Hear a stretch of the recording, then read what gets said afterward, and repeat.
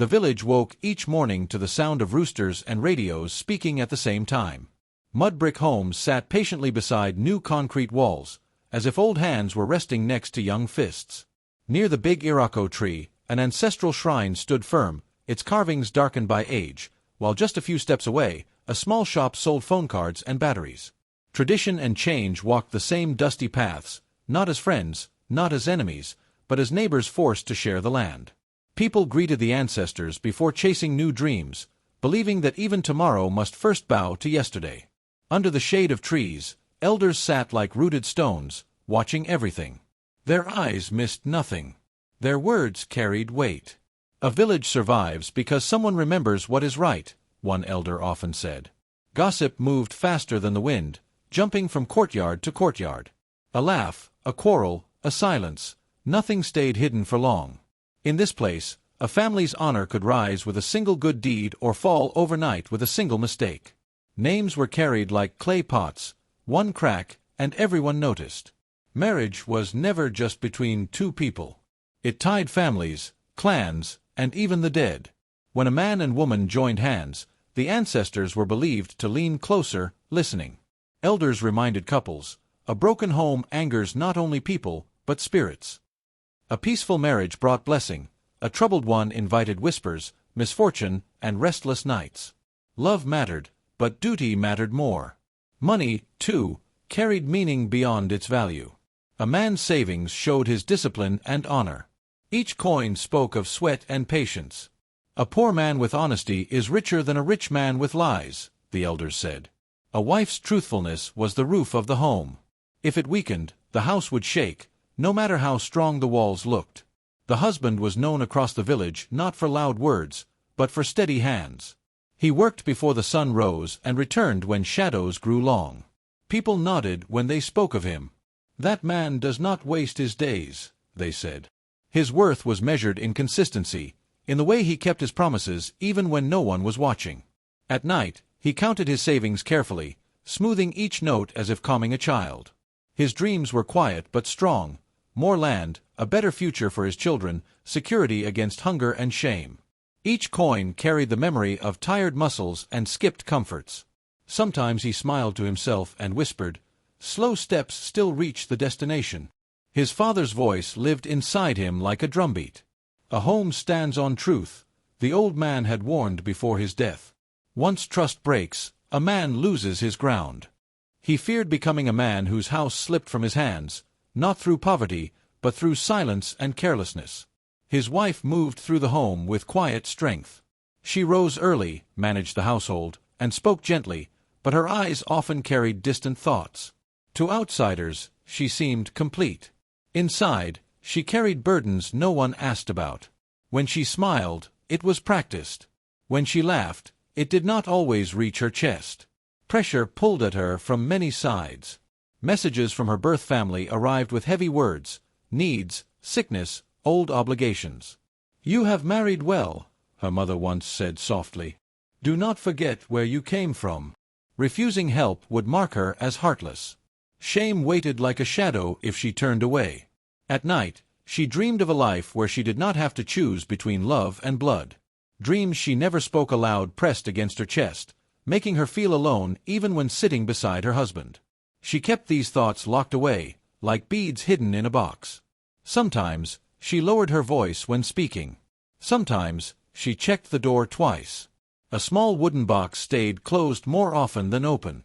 These were small things, barely noticed, but in a village that listened closely, even silence had a sound. Secrecy had already stepped into the home, quiet and patient, waiting for its time. That evening, the house was quiet in the way only married homes become when both people are present but speaking little. The cooking fire had died down, leaving behind warm ash and a thin line of smoke curling into the dark. The husband slept, his breathing steady, trusting the walls that had always protected him. The wife sat alone, listening to the soft hum of night insects. Her eyes kept returning to the small place where the money was kept. She stood once, sat again, then stood for good. Her hand trembled as it reached inside. She did not rush. She did not act blindly. Each note she took felt heavy, like lifting stones from a grave. She whispered, almost like a prayer, I will return it. This is only for now." When her hand withdrew, it carried more than money. It carried a line crossed, carefully, painfully, and fully. The next morning, the house still smiled. The husband greeted her kindly. She answered with the same tone.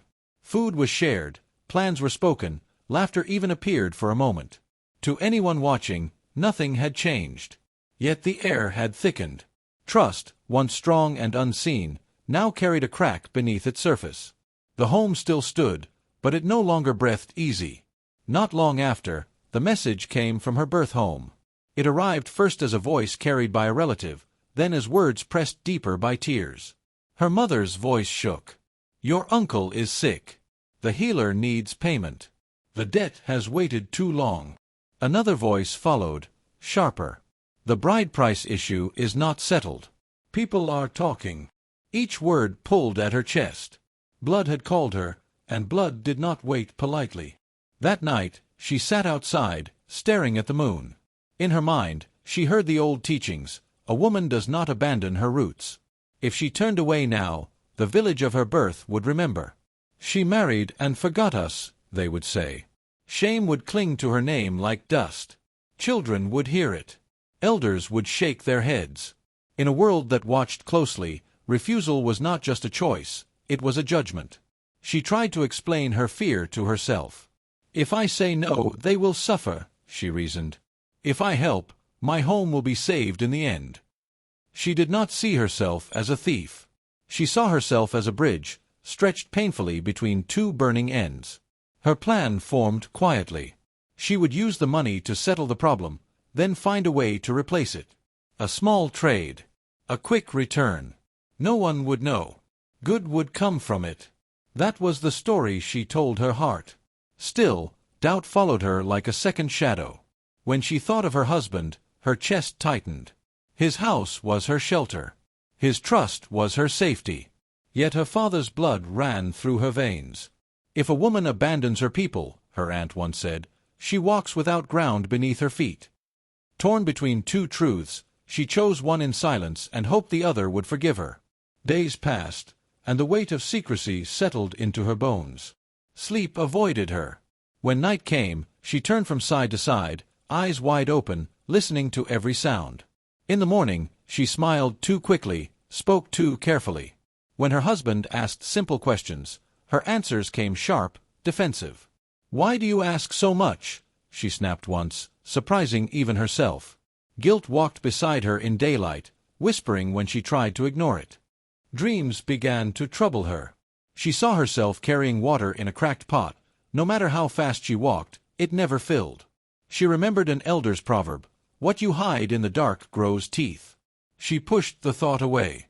"Dreams are just dreams," she told herself.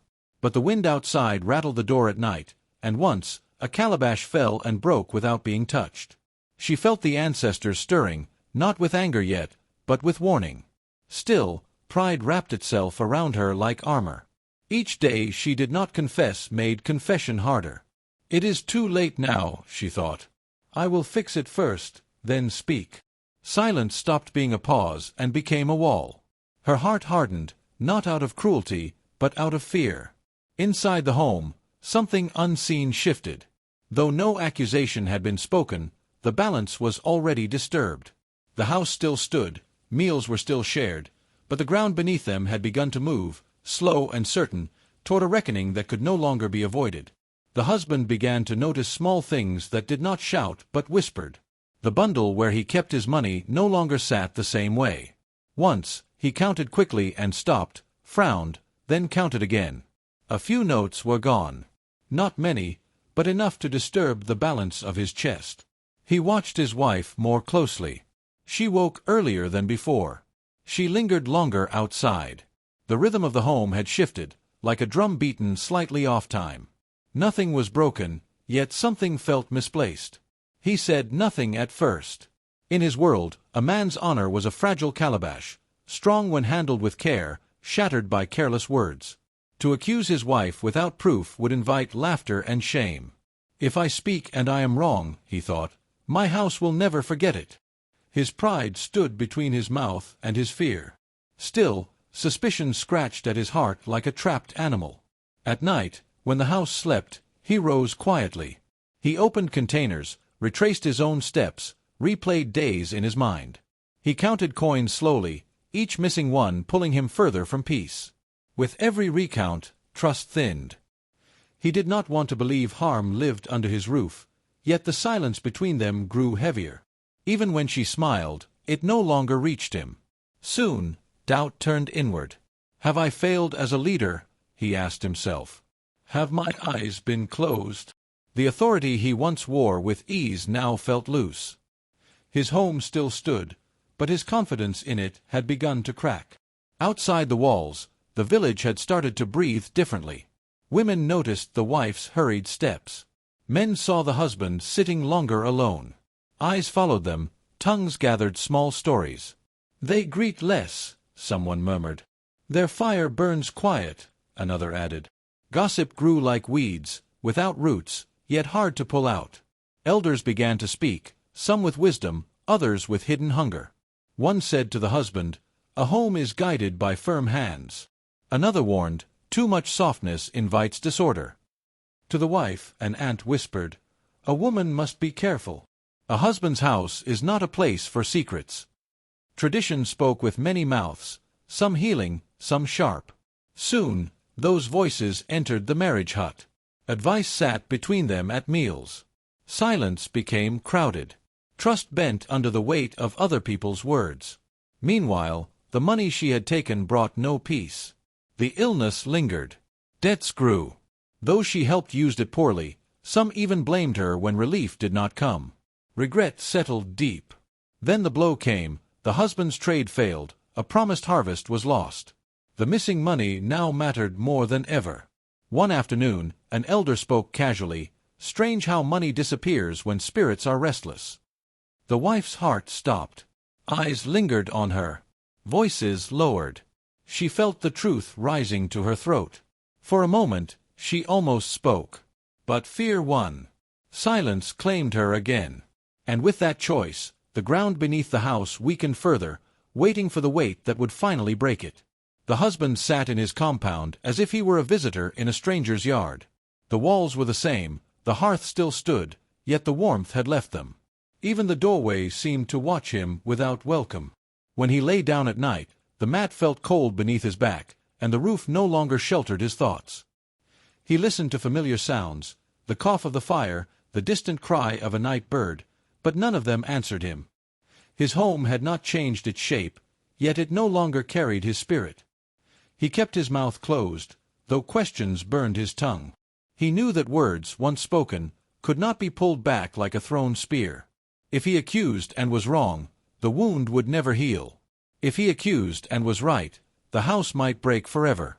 So he chose silence. But silence has weight. It sat between him and his wife at meals. It followed them into sleep.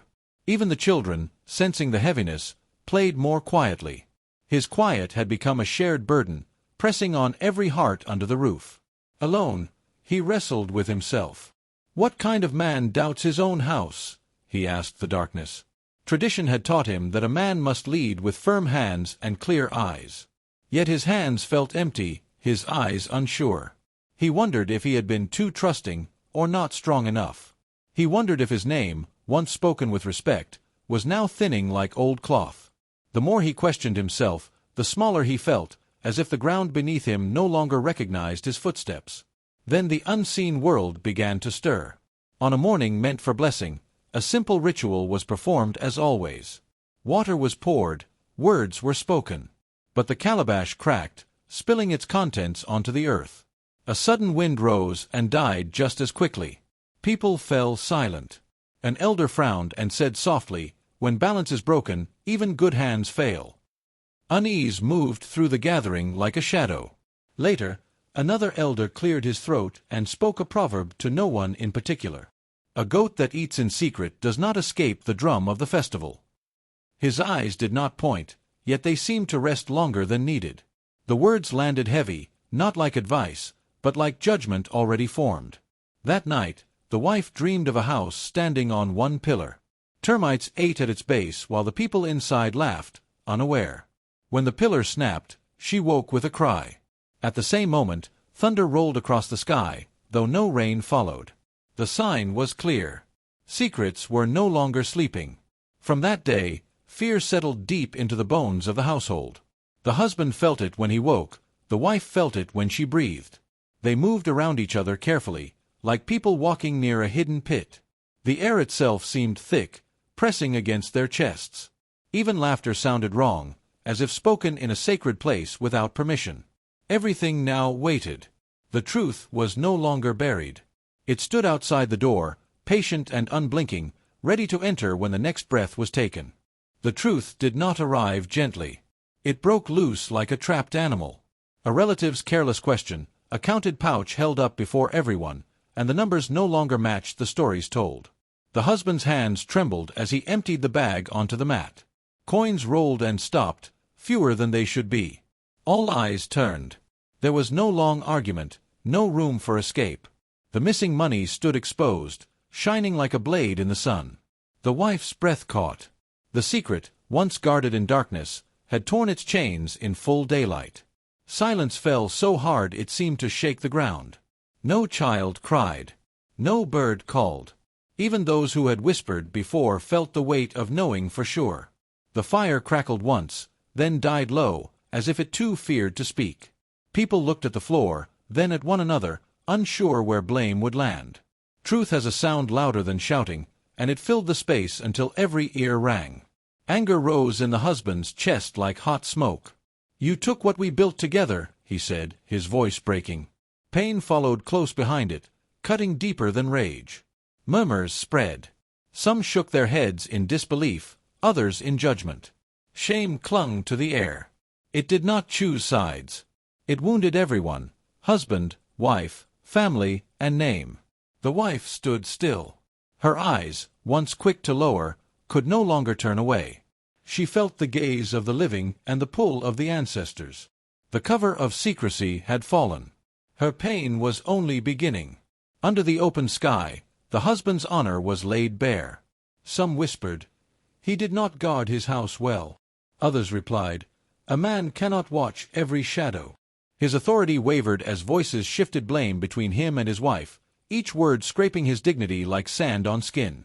The wife faced sharper rules. "A woman must be the lock of the home," one voice said. "She has broken it," another answered. Mercy was scarce. Shame was loud and bold, walking freely among the people. The elders spoke, one after another. One raised a hand for balance. "When a pot cracks, we ask why, not only who." Another struck the ground with his staff. "Wrong is wrong. If we bend truth, the village will bend with it." Wisdom and cruelty shared the same breath. Tradition showed both its guiding face and its hard stone. Here, justice did not wear robes or sit behind walls. It stood in the circle of people. Judgment rose from shared values, from memory, from the fear of what happens when trust dies. Later, alone in her thoughts, the wife faced herself. No voices remained to hide behind. She saw her choices clearly, without soft edges. Betrayal pressed inward, heavy and cold.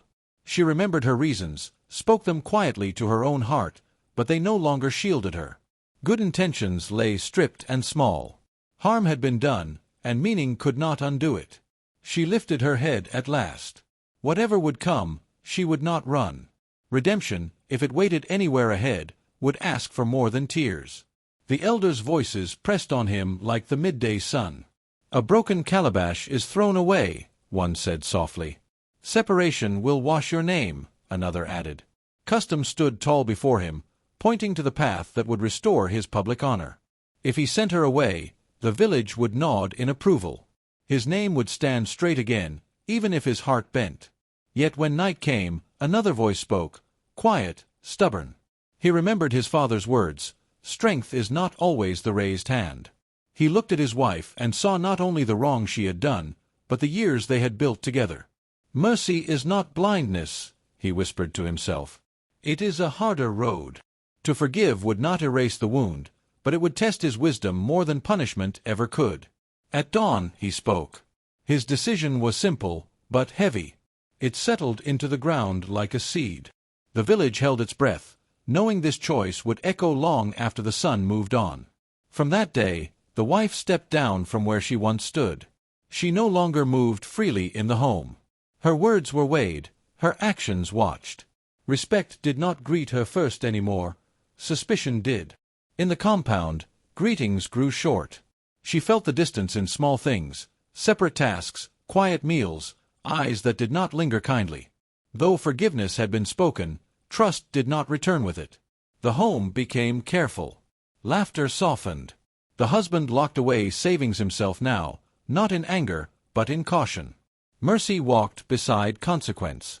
No blow fell, no revenge followed, yet the memory remained. In African tales, justice teaches by lasting marks, not by blood. Time moved, and with it came change. The marriage did not return to what it was. It became something new. Clear lines were drawn, honest words demanded. Whether together or apart in spirit, there was no pretending. Growth replaced denial. The husband learned that leadership was not control alone. He listened more, spoke with care, and set boundaries where silence once lived. Authority became responsibility, not fear. The wife, shaped by pain, grew quieter but wiser. Suffering carved understanding into her heart. She learned the true weight of trust, the cost of secrecy, and the danger of silence. At the end, an elder spoke like one offering water, not stones. Gold can return to a house, he said, but trust walks slowly when it leaves. Another added, hunger that is hidden eats the roof before the floor. Secrets do the same. The people nodded. Life went on. Fields were worked, children laughed again, but the lesson stayed, living in memory and behavior, as all true stories do.